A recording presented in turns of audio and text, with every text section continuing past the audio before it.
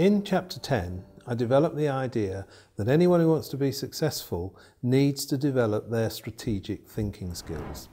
And this goes back to the idea that it's useful for us to think of ourselves individually as a business.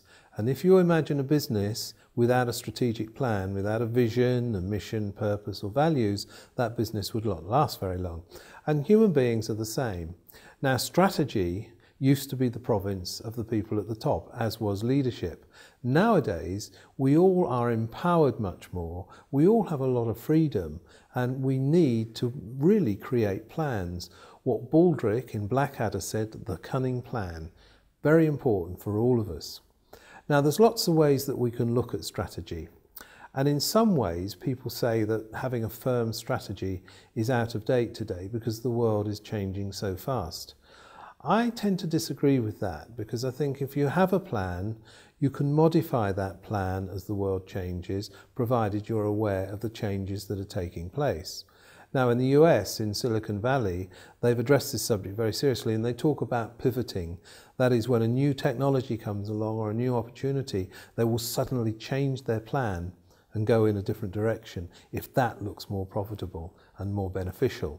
So we have to be flexible. Whilst we have the cunning plan, we have to be aware of the changes that are going on. So strategy is very powerful, and although some people say it is out of date, what it does is it focuses your energy, and provided you stay in touch with what's going on around you, you can adjust your strategy and move forwards to be very effective. One of the most interesting concepts that's come out of business strategy is the idea of blue ocean strategy, an idea that came about from the Harvard Business School some years ago. What that research study did was to look at some very successful businesses that really didn't have any competition. Most businesses set up in competition with other businesses and have to compete on price and value that they add.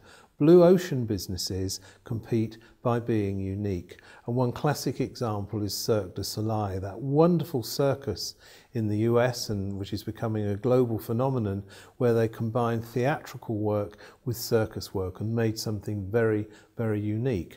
So if we as individuals can look for areas where we will have little competition, that will give us an edge, and we can start to practice blue ocean strategy ideas. As Zig Ziglar said, you need to plan for success, prepare for success, and expect success.